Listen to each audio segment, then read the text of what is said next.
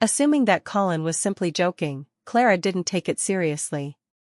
She walked aside and dialed Miss York's number. Soon, the call was answered. Diana's sweet and pleasing voice resonated from the other end of the line. "Hello, Miss Willow." "Hi, Miss York. I have a favor to ask from you," Clara said timidly. "Okay, what is it?" Diana replied. Clara rehearsed the sentence in her head once again, taking a deep breath before she said determinedly, "May I know if the chairman is available tomorrow night? My family will be organizing a banquet tomorrow to officially announce our collaboration with Everest Group. I hope that the chairman would kindly accept my invitation." There was silence at the other end of the line before Diana spoke again. "Miss Willow, I'm sorry but I cannot make the decision on behalf of the chairman. Or, perhaps I could ask him for you, would that be all right?" Clara said respectfully, "Thank you, sorry for the trouble caused." After the call was ended, Clara held her phone nervously, anticipating her reply. Right at this moment, Colin's phone suddenly rang. Colin, taken aback, quietly cursed himself for forgetting to mute his phone. It must be Diana who was calling to ask for his opinion. He pretended to answer the phone calmly and mumbled, "Yes?" As expected, Diana's voice came from the phone. "Mr. West, the Willow Group will be holding a banquet tomorrow night. I would like to ask if you would want to attend the banquet."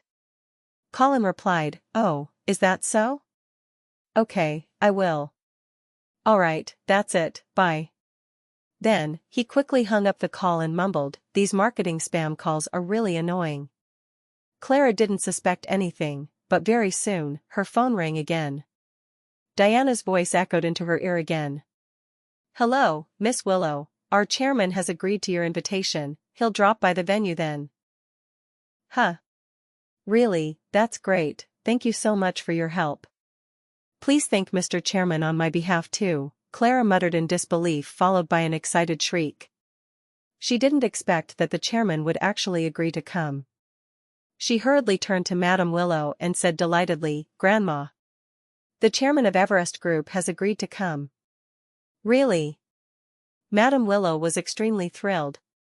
She turned and ordered the family members on the floor immediately, "Quick, make the necessary preparations. Book the most luxurious hotel, order the best meals and drinks. Let's make it big to welcome the chairman of Everest Group. Next, contact all the big companies in the city and invite them to our banquet. Inform them that Everest chairman will be there." Then the office became very busy with everyone bustling here and there to make phone calls. Everyone was stoked, constantly contacting their business partners and the high-profile figures of Amber Crest. The news exploded like an atomic bomb in the city that it spread like wildfire. In the blink of an eye, everyone in the Amber Crest knew about Willow Group's banquet. The mysterious chairman of Everest Group would appear at the Willow family's banquet tomorrow night. Madam Willow responded to the countless inquiries over the phone with a wide smile on her face. She was over the moon right now, because she knew that after tomorrow's banquet, the Willow family would surely become the most sought-after family in Amber Crest. She giggled earnestly and said, "Okay, that's it for today. Start preparing for tomorrow's banquet." Dismissed. After the meeting, Madam Willow returned to her office. Harrison looked around sheepishly and quickly followed her. "Grandma, do you really want to appoint Clara as the director?" Harrison couldn't help but speak directly when there was no one around. Madam Willow frowned and said in a cold voice, "I promised Clara, why can't I appoint her?" "Why? She has won such a lavish contract. Her contribution is significant and important and she deserves it. She was only able to win the Everest contract because Walter of the Jensen family helped her. I heard that Walter had gone to her place yesterday and Everest Group signed a contract with us today. The coincidence is quite odd, don't you think? From what I see, she must have spent the night with Walter Jensen."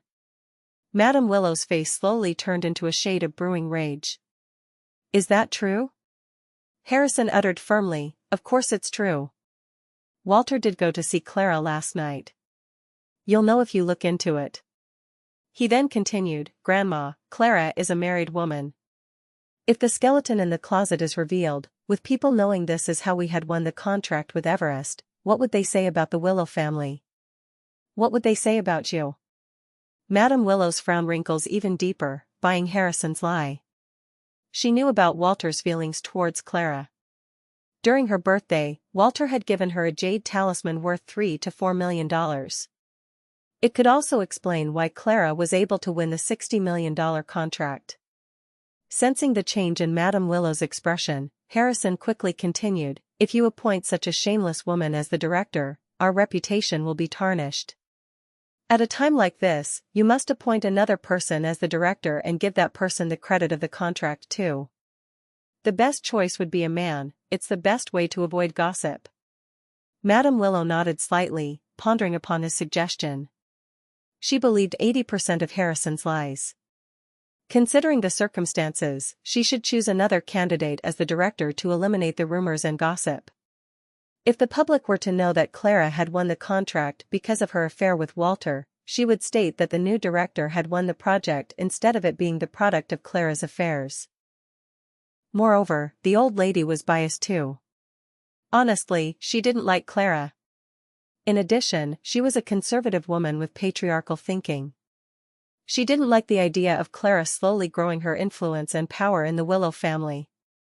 She must stop her growth within the family to consolidate the Willow family's assets.